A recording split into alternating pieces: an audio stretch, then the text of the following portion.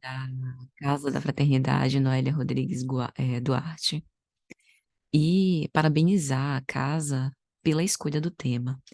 É sempre oportuno nós retornarmos ao estudo, miudinho, né, como a gente se habitua a dizer, da obra básica kardeciana, para que a gente possa voltar às fontes e, com isso, cada vez mais robustecer o nosso senso crítico em relação a tudo que a gente ouve, a tudo que a gente lê e, sobretudo, não se perder no meio do caminho com tantas informações e tantas obras preciosíssimas da literatura mediúnica, né?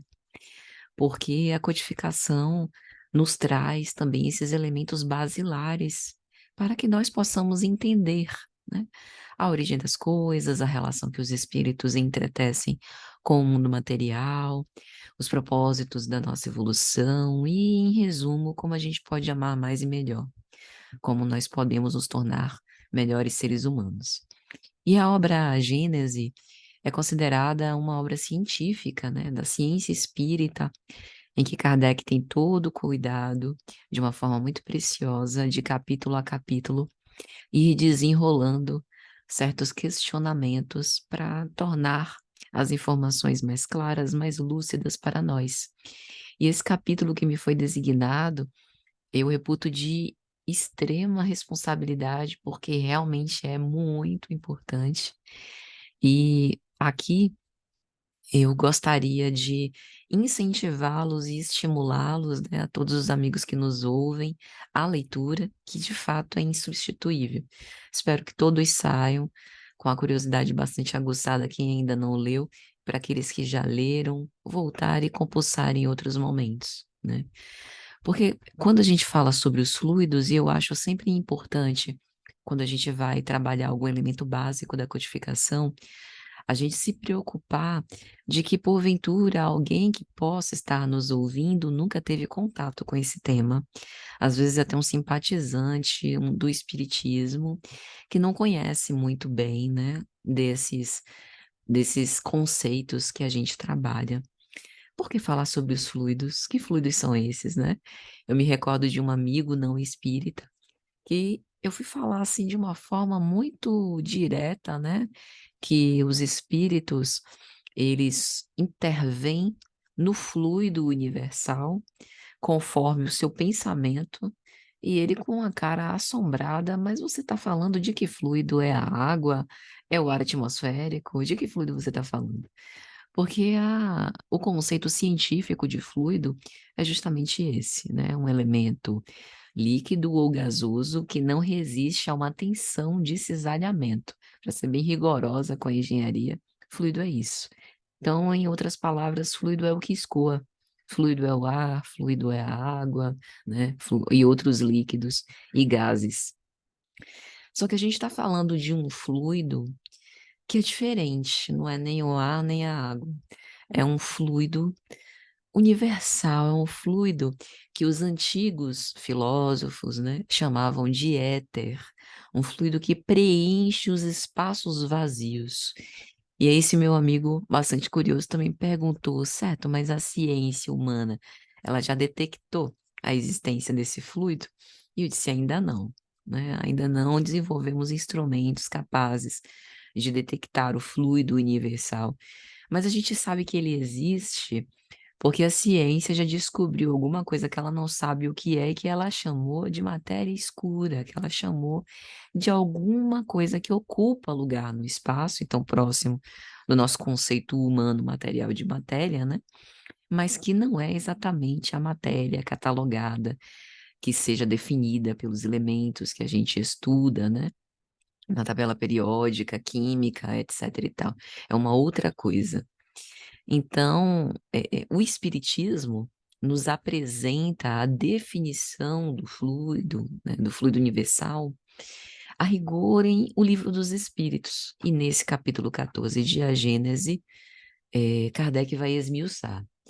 E por isso eu acho oportuno, para que a gente possa iniciar as nossas reflexões dessa tarde, ler essa questão, que é a questão de número 27, que está na parte primeira de O Livro dos Espíritos, no capítulo 2, Elementos Gerais do Universo. Kardec nas suas questões, está trazendo alguns conceitos muito importantes, né, para a doutrina espírita, que é espírito, que é matéria. E na questão 27 ele pergunta: bom, então existem dois elementos gerais no universo, a matéria e o espírito? E os imortais vão responder: sim, mas não apenas. Além de matéria e espírito, acima de tudo, Deus, o Criador, o Pai de todas as coisas. Essas três coisas, Deus, matéria e espírito, são o princípio de tudo que existe. É a trindade universal. Mas, ao elemento material, é preciso juntar o fluido universal, que desempenha um papel intermediário entre o espírito e a matéria propriamente dita. Matéria essa muito grosseira, para que o espírito possa ter alguma ação direta sobre ela. Ainda que, sob certo ponto de vista, se possa incluí-lo, o fluido universal, no elemento material, ele se distingue da matéria por algumas características muito especiais. Se fosse matéria, não haveria razão para que o espírito também não o fosse. Ele, portanto, está colocado entre o espírito e matéria, e doravante chamaremos simplesmente de fluido. Como a matéria é matéria, suscetível pelas inumeráveis combinações, também o fluido universal, sob a ação do espírito, está suscetível a uma infinita variedade de coisas manifestadas pelas suas propriedades, das quais conheceis apenas uma pequena parte. Esse fluido universal, ou fluido primitivo, ou fluido elementar, sendo o agente que o espírito utiliza, é o princípio sem o qual a matéria estaria em perpétuo estado de divisão e jamais adquiriria as propriedades que a gravidade lhe dá. E na questão subsequente, Kardec vai perguntar se esse fluido é a mesma coisa de eletricidade. Não sei se vocês lembram, mas na introdução de O Livro dos Espíritos, ele fala en passant sobre o princípio vital, sobre o fluido elétrico animalizado ou fluido vital. Então, aí na questão 27, ele faz uma associação, né? E os imortais dão uma resposta extremamente inteligente no sentido de aguçar a nossa inteligência também, né, de aguçar a nossa curiosidade para o que a gente ainda pode descobrir, porque eles dizem assim: "Ó, esse fluido é suscetível de inúmeras combinações. E o que chamais fluido elétrico, né, ou fluido animalizado, ou fluido magnético? Nada mais são do que modificações do fluido universal, que serve por base. Então, o que a gente depreende disso tudo? O fluido universal é um grande substrato, digamos assim, que está entre a matéria e o espírito, que preenche todos esses espaços que nós presumimos que estão vazios e que tem uma série de propriedades, as quais podem ser exploradas pelo espírito por ação do seu pensamento para atuar neste fluido, dentre essas propriedades, inclusive as propriedades magnéticas, né? Então, algo que nos serve, portanto, para que a gente possa começar o nosso diálogo sobre os fluidos, que é um tema inesgotável, e a gente vai lançar aqui algumas sementes. Então vamos começar a dispersar essas sementes recorrendo ao Evangelho de João, para dar já alguns exemplos, né, para deixar todo mundo bastante empolgado com esse assunto. No capítulo 20 de João, versículos 11 a 14, nós temos a cena célebre do Evangelho, quando Maria de Magdala, Maria Madalena, vai ao sepulcro onde Jesus foi colocado, né, depois da sua morte, e percebe que não havia mais um corpo ali. E aí o evangelista diz assim: Maria estava junto ao sepulcro, de fora chorando. E enquanto chorava, se inclinou para o interior do sepulcro e viu dois anjos, vestidos de branco, sentados no lugar onde o corpo de Jesus fora colocado, um à cabeceira e o outro aos pés. Disseram-lhe então: Mulher, por que choras? E ela lhe disse: Porque levaram o meu Senhor, e eu não sei onde o puseram. Dito isso, voltou-se e viu Jesus de pé, mas não sabia que era ele. Que são essas aparições, né? Uma das propriedades do perispírito, formado por elementos coletados, né, no fluido universal do planeta em que ora habitamos, e que compõem esse envoltório semimaterial entre o corpo e o espírito, que também está definido em O Livro dos Espíritos, e que tem essa propriedade da tangibilidade também por ação do pensamento do espírito. Outro exemplo, a aparição de Jesus após a sua morte aos andarilhos de Emaús, conforme está no Evangelho de Lucas, capítulo 24, versículos 13 a 16. Diz o evangelista: Eis que dois deles viajavam nesse mesmo dia para um povoado chamado Emaús e conversavam sobre todos esses acontecimentos, falando sobre a morte de Jesus e da história dele, né, dos ensinamentos, dos aprendizados, dos discípulos que ficaram. E, continua o evangelista, enquanto conversavam e discutiam entre si, o próprio Jesus aproximou-se e pôs-se a caminhar com eles. Seus olhos, porém, estavam impedidos de reconhecê-lo. Aí aqui a gente tem alguns meandros extremamente interessantes das aparições, e por conta da superioridade moral absoluta do Cristo, essas possibilidades são exploradas quase ad infinitum, né? Porque da tangibilidade a gente já sabe, no Livro dos Médiuns, a gente vai até contar um caso aqui, que é o caso de pequenos artefatos que os espíritos, quando encarnados, eventualmente usam e numa aparição eles podem plasmar, né, esses objetos para se fazerem reconhecidos.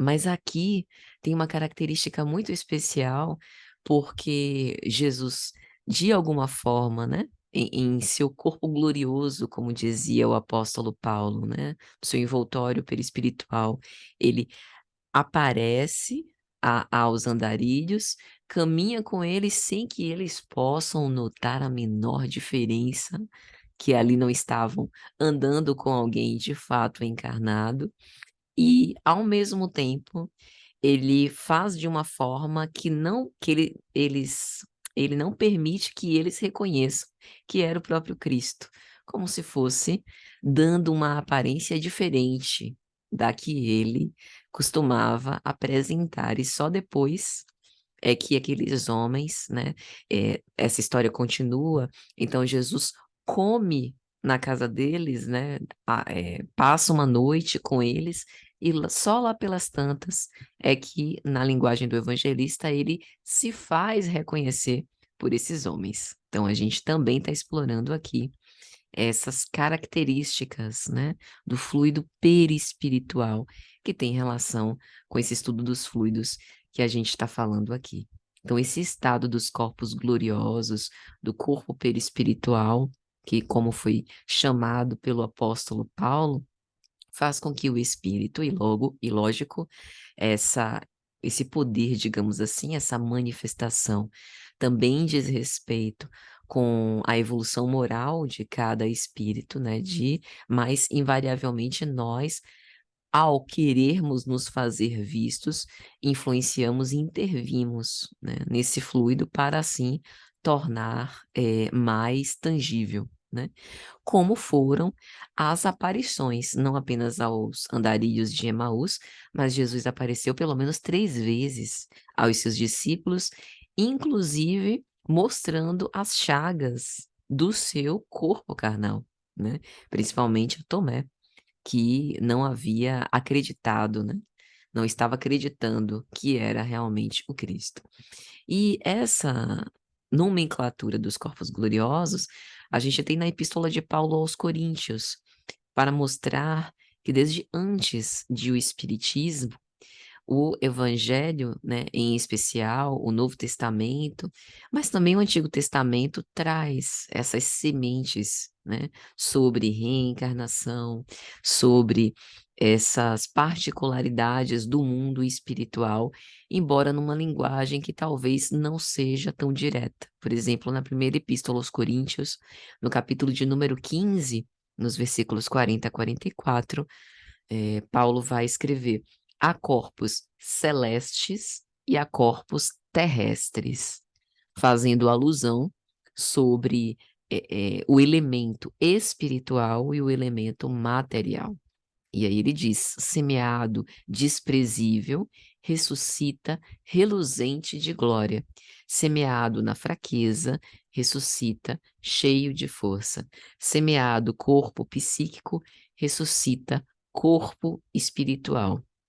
Ou seja, falando sobre os desafios, né, as vicissitudes, as experiências, o próprio processo de reencarnatório ou de ressurreição, como acreditavam os judeus, e na distinção entre aquilo que é perecível e impermanente, que diz respeito à característica material, e aquilo que é imperecível e vive para sempre, que é a característica espiritual. Então, como a gente viu, o fluido universal, né, é essa matéria elementar primitiva que se modifica e que se transforma pela ação da vontade dos espíritos. Kardec tem uma expressão muito precisa, né, como sempre ele é um excelente pedagogo, muito didático, que ele vai falar que o pensamento e a vontade são para o espírito o que a mão é para o homem. Então, através do pensamento e da vontade, nós, espíritos, agimos, né, no fluido universal. Daí a pertinência dos ensinamentos de Jesus com respeito à vigilância, quando ele fala sobre o pecar pelo pensamento, né?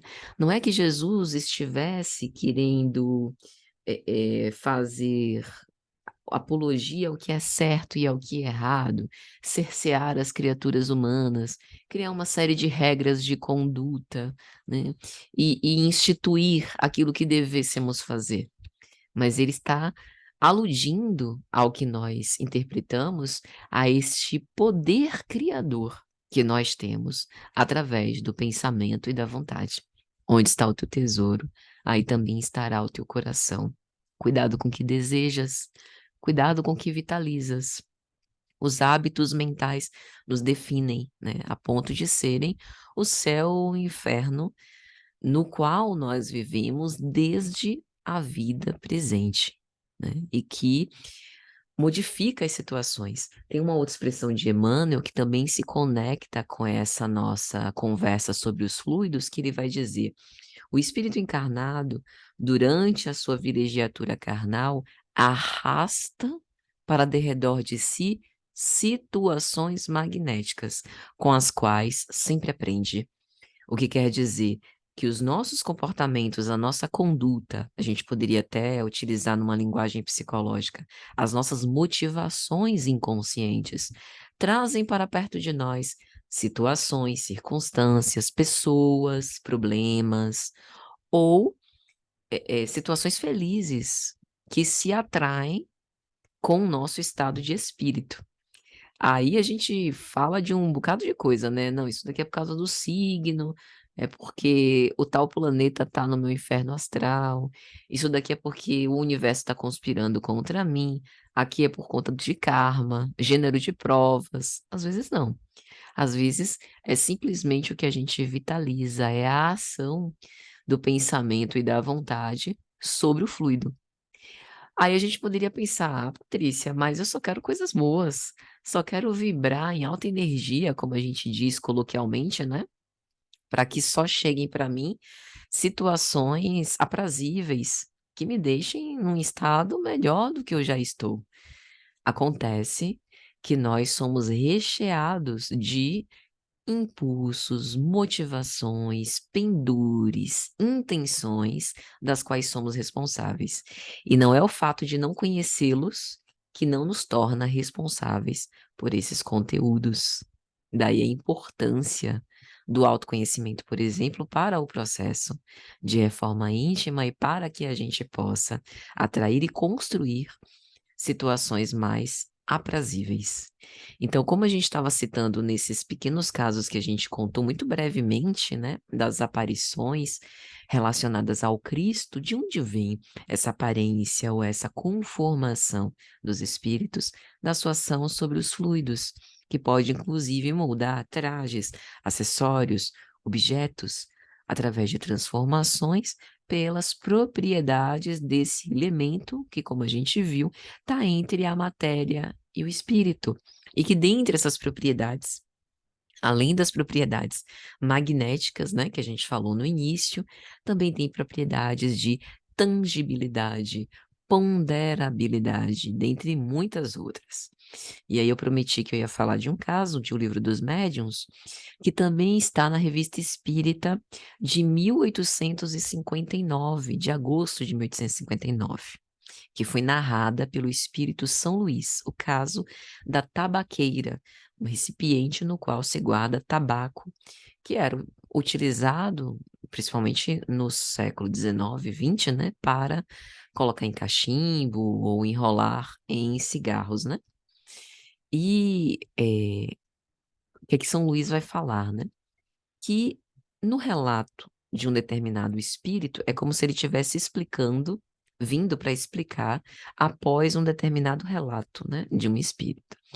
E aí ele vai dizer que quando o espírito se manifestou, tinha uma criança e ela viu perto do leito da mãe um homem fumando um grande cachimbo. E aquela era uma aparição espiritual, não era uma pessoa encarnada. E aí São Luís está explicando, né? Ou melhor, Kardec está perguntando e São Luís vai explicar. Nós compreendemos que esse espírito pode ter tomado a aparência de um fumante, para assim se fazer familiar, talvez a forma como ele era conhecido. Só que foi estranho, porque pelo relato, ele parecia efetivamente fumar, porque a criança sentia o cheiro da fumaça do cachimbo. E o que era essa fumaça? E aí São Luís vai explicar. Era uma aparência produzida para impressionar a criança. E aí Kardec continua. Certo. Mas aí agora a gente tem um outro caso, por exemplo, de uma aparição. Uma senhora, certa vez, viu o espírito de uma pessoa viva. E esse espírito tinha uma tabaqueira e tomava rapé. Ele poderia experimentar a sensação que tem ao efetivamente fumar, e São Luís vai dizer, não. Certo, mas, continuando Kardec, essa tabaqueira tinha a forma da que habitualmente se usa, e que estava, inclusive, na sua casa. Mas não era tabaqueira física, porque estava sendo segurada pelo espírito, que tornou-se tangível pelo seu corpo perispiritual. Então, se ela não era matéria, de que era feita? E aí São Luís vai dizer, mais uma vez, a aparência de uma tabaqueira. E aí ele vai dizer, assim o fez, para que as circunstâncias fossem notadas e para que a sua aparição não fosse tomada como se fosse uma alucinação psicótica, e sim algo real. O espírito queria que essa senhora realmente acreditasse da realidade da sua presença. E para isso, tomou todas as aparências da realidade. E aí Kardec continua. Certo, mas vamos entender o que é que está se passando aqui. Você disse que é uma aparência, e essa aparência não é real, mas tem todas as características de algo real para convencer a pessoa que ela não está louca, dito de outro modo, né? Que ela está realmente diante de uma aparição espiritual. Então, isso seria análogo a uma ilusão de ótica, tipo assim? E aí, São Luís vai dizer, exatamente, como quando alguém se olha no espelho. Se trata da imagem refletida de uma pessoa real, mas a imagem projetada no espelho em si não é real. É uma imagem virtual, mas reflete a existência, a figura de alguém que se olha no espelho e de que, portanto, existe, né? E aí, Kardec continua as suas indagações. Mas como que isso é feito? Como que os espíritos fazem esse plasmar dos objetos? Através do pensamento, eles impelem que tipo de matéria a sofrerem as transformações, a ponto de, além de se fazerem tangíveis, e já entendemos que é por conta do perispírito, do fluido perispiritual, plasmarem também outros objetos, para fazer com que a sua aparição seja convincente, né? E, assim como foi uma tabaqueira, eles podem fazer outros ornamentos, como vestimentas, joias, e São Luís. Mas é evidente, e se trata dessa atuação do espírito sobre o fluido universal. E Kardec fala mais. Essa tabaqueira, por exemplo, que se tornou visível a ponto de iludir a senhora, achando que era uma tabaqueira real física, o espírito poderia ter tornado essa tabaqueira física no sentido de ter um peso, né? De colocar essa tabaqueira nas mãos da senhora para ela sentir o peso, ter o cheiro, características físicas. E São Luís responde: sim, porque o fluido, entre as propriedades, tem a propriedade da ponderabilidade. Veja que interessante. E aí Kardec pergunta, mas até o cheiro? Por exemplo, se ele tivesse aberto, né, o rapé, poderia espirrar em contato com aquele pó? Poderia. Dando, né, conferindo, veja que interessante isso, conferindo ao fluido todas as características como se efetivamente se tratasse de uma matéria física, de uma matéria real. Aí Kardec, que é o rei das perguntas inteligentes, faz uma extremamente importante, certo? Mas suponhamos que um espírito qualquer queira fazer, né, essa tangibilidade com uma substância venenosa. E uma vez tomada essa substância por alguém encarnado, teria sido envenenado? Porque ele perguntou sobre aquilo que aguça os sentidos, né? O cheiro do fumo, a ponto de espirrar, sentir o peso na mão, né? Veja que ele está explorando o olfato, o tato, e ao assimilar, né? Isso poderia causar algum prejuízo físico, por exemplo, um veneno?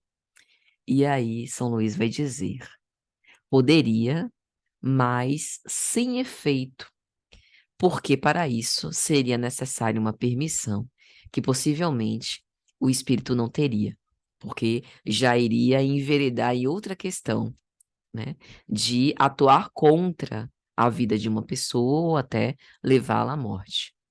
E aí Kardec pergunta o contrário, certo? Falamos do veneno, então vamos falar agora do medicamento. Se um espírito quisesse, por exemplo, dissolver na água certos elementos salutares, como um medicamento, que viesse a aliviar uma dor ou a colaborar para o tratamento de uma determinada doença. Isso sim poderia, e São Luís confirma. Como pode? E quantas vezes, sem que percebais, nós mesmos fazemos isso, né? A gente tem até aquele caso emblemático na obra Nosso Lar, pelo espírito André Luiz, psicografia de Chico Xavier, que ele, ao visitar a casa da ex-mulher, né, faz isso pelo novo esposo da ex-mulher, cuidando de um adoecimento que ele estava tendo. Quantas vezes isso não acontece com as águas fluidificadas do nosso Evangelho no Lar, no centro espírita, né? Ou em qualquer momento que a gente ore com fervor, coloque um copo de água, né? Ou qualquer outro fluido que tenha a água em especial, porque tem essas propriedades, né? Também magnéticas de solubilidade, que permite esse tipo de modificação pelos bons espíritos, em que a gente ora, ou para a gente se acalmar, ou mesmo para nos ajudar, né, com algum processo, e efetivamente assim é feito. Os tratamentos espirituais que são feitos no centro, que o centro pede, leva sua garrafinha de água, e enquanto há o passe espírita, né? Essa transferência magnética, justamente pelo pensamento dos espíritos com o intercurso dos médiuns, ou apenas os espíritos, que fazem, né, essa transmissão dos bons pensamentos que alteram as propriedades da água, tendo dissolvidos elementos de cura, curativos, que por vezes não alteram o sabor da água, né? Não alteram o cheiro da água, essas características físicas, mas alteram outras características que quase sempre são invisíveis aos nossos olhos, imperceptíveis pelos nossos sentidos físicos. Vê como é interessante, né? Esse tema é extremamente fascinante. Então, o que que a gente aprende, né, com Kardec na codificação? Que o espírito exerce essa moldagem, esse plasmar sobre o fluido universal, alterando sua forma, alterando as suas propriedades, conferindo-lhe uma aparência material, né?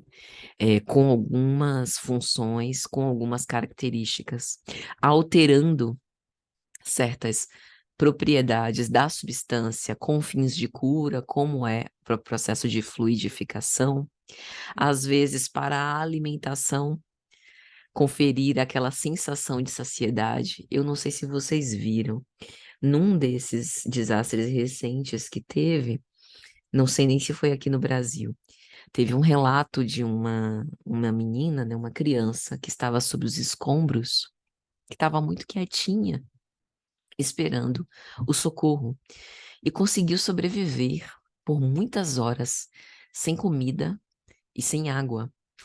E o interessante foi um relato, aí cabe também a verificação, né?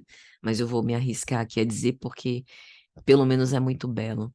Ela dizendo, eventualmente, vinha uma presença, que eu não sei dizer quem era, toda vestida de branco, me dar água e me alimentar. E aí, ao ouvir isso, eu me lembrei imediatamente também da descrição que André Luiz faz dessa coleção extraordinária, né, A Vida no Mundo Espiritual, sobre essa alimentação, entre aspas, no mundo espiritual, que confere a sensação de saciedade, por vezes necessidades ainda muito ligadas à nossa experiência carnal, para os espíritos que acabam de desencarnar ou estamos ainda, né, muito próximos, digamos assim, das necessidades físicas, e que precisamos desse amparo, desse acolhimento, precisamos desse trabalho, né? E essa modificação fluídica também nos dá essas sensações ou essa aparência, digamos assim, de alimentação, porque efetivamente, quando a gente retorna ao mundo espiritual, não temos mais o sistema digestivo para fazer a digestão da sopa, ou seja lá qual o tipo de alimento. Mas, de alguma forma, segundo essa literatura nos fala, nos conta, assim sentimos que acontece. Então, a explicação que Kardec coloca nesse capítulo também nos leva a entender um pouco sobre esses processos, né? Instrumentos que sempre estão submetidos também à permissão divina, que têm propriedades temporárias conforme a sua utilidade, e que, de uma maior ou menor forma, todos nós podemos acessar, ou seja, está eh, ao nosso alcance, né? Plasmar, moldar esse tipo de criações, até por conta dessa transferência, né, magnética. E por conta da vontade ser um atributo do espírito imortal. Quantos casos de curas por irradiações fluídicas, né? Tem um caso também, voltando para as nossas citações do Evangelho, no Evangelho de João, capítulo 21, versículos 1 a 8. Esse capítulo 21 é o capítulo da reconciliação, né? Em que Jesus aparece a Pedro. Pedro ainda está imerso em culpas por conta da sua recente negação. E Jesus faz 3 vezes, né, aquela famosa pergunta: Pedro, tu me amas? Então apacenta as minhas ovelhas. E logo no início do capítulo 21, quando ele vai aparecer, vai dizer o evangelista: tendo chegado a manhã, Jesus apareceu sobre a margem sem que os seus discípulos conhecessem que era ele. Jesus então lhe disse: Não tendes nada para comer? Lançai a rede do lado direito do barco. Então, o discípulo que Jesus amava disse a Pedro: É o Senhor. João então o reconheceu, né? E essa cena ela é muito intrigante, porque o que foi que aconteceu, né? Jesus fez aparecer os peixes no mar do lado direito do barco. Kardec também na obra Gênese faz uma especulação sobre o que provavelmente pode ter acontecido ali, né? Talvez a atração, digamos assim, para o cardume para aquele lugar, ou a sua visão psíquica, né, muito perquiridora, a ponto de perceber para onde Pedro teria mais probabilidade de pescar peixes, né, para onde ele poderia lançar as redes, enfim, mas não necessariamente atraindo com a força do pensamento os peixes, ou fazendo brotar peixes naquele lugar, né? É, a, a, a gente também tem os exemplos das curas, tanto pelo próprio Cristo quanto pelos seus apóstolos. O próprio Jesus exortava os seus discípulos que curassem, né? Se impuserem as mãos sobre os enfermos, então eles ficarão curados. Ou seja, essa transmissão magnética, fluídica, pela ação do pensamento, né? E o intercurso dos bons sentimentos, que se mentalizados e direcionados sobre o outro, podem ser instrumento dessas curas que poderiam ser consideradas impossíveis. Na obra Evolução em Dois Mundos, pelo espírito André Luiz, psicografia de Chico Xavier, no capítulo 15, Passe Magnético, a gente tem uma definição bem interessante sobre o passe, né? É uma emanação controlada de força mental sob a alavanca da vontade que influi sobre o fluido magnético, que também é explicado nesse capítulo 14 de Os Fluidos. Vai dizer Kardec, a gente tem 3 tipos de fluidos: o fluido humano espiritual, né? Ou fluido magnético espiritual e o fluido espiritual. Então, por exemplo, num momento de passe magnético, essa emanação controlada da força mental sempre é feita por um espírito, seja ele encarnado ou desencarnado, ou conjugados os dois. Então, quando a gente tem, por exemplo, os passes coletivos nos centros espíritas, né, em que os passistas se colocam naquela posição concentrada, né, em numa zona mental de prece, com o objetivo de doar também dos seus fluidos, do seu fluido humano, do seu próprio fluido magnético, e isso se unir ao intercurso dos bons espíritos que ali estão presentes naquela reunião, com o objetivo de que os circunstantes possam receber essas bênçãos, né? Essas vibrações salutares. Então, uma conjugação de esforços. Também na obra Mecanismos da Mediunidade, do espírito André Luiz, o instrutor Aulus, né, no capítulo 17, chama o passe de transfusão de energias, e que por vezes é capaz, inclusive, de alterar o campo celular. né, trocando as energias ou até células malsãs, influenciando-as para a produção de células harmônicas, sintônicas, né, que possam ajudar para a promoção, inclusive, da saúde. Então, a gente vê o aspecto da vontade e também os caracteres morais influenciando, né, diretamente nesse processo. Então, é interessante a gente observar isso, e não tem como a gente falar de fluidos sem também citar o perispírito, né?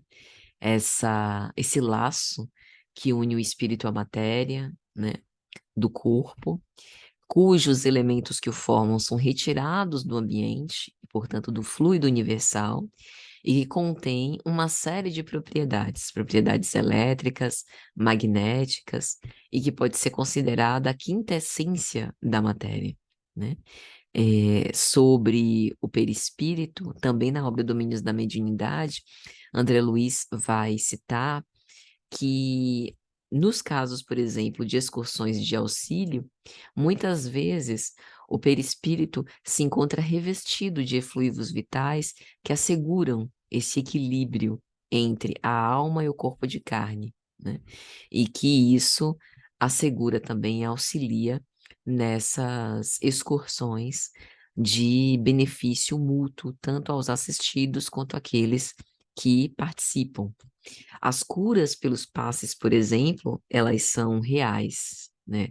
A veneranda Joana de Ângeles, pela psicografia de Divaldo Franco, por exemplo, na obra Jesus e Atualidade, ao falar do Cristo, né, no capítulo em que ela fala sobre Jesus e reencarnação, vai dizer que espírito puro ele jamais enfermou. A sua manifestação, portanto, a sua influência pela alavanca da vontade, pelo pensamento, no fluido universal, sempre desdobrava-se em eflúvios salutares e curativos, né? Ele mesmo era um campo de plena saúde. E ao lidar com aqueles que estavam padecentes, que tinham algum tipo de enfermidade, consegui identificar de imediato que estariam em condição de recuperar a saúde ou não. Sabia que enfermo era o corpo, né? Ou sabia que enfermo era o espírito e, eventualmente, também o corpo. E por isso ele sempre se dignificava, sempre se dirigia preferencialmente ao espírito imortal e não ao corpo que iria perecer. Por isso, as advertências de ordem moral de Jesus. Vai e não tornes a pecar. Que queres que eu te faça, né? Vai e não voltes a errar. Então, seu magnetismo realmente era irresistível por conta da sua influência moral.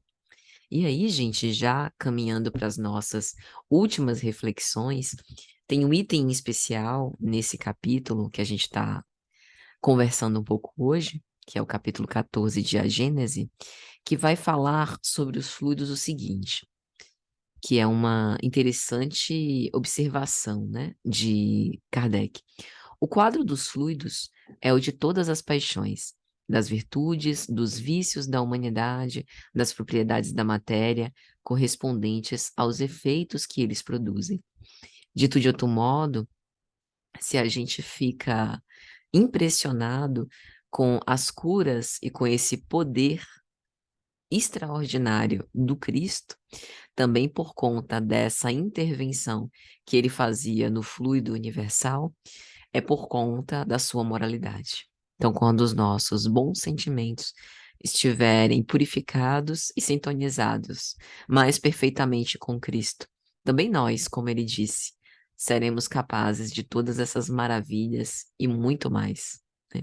Kardec também vai falar sobre os fluidos, né, espirituais que agem sobre o perispírito e esse, por sua vez, reage sobre o organismo material em que se acha o contato molecular.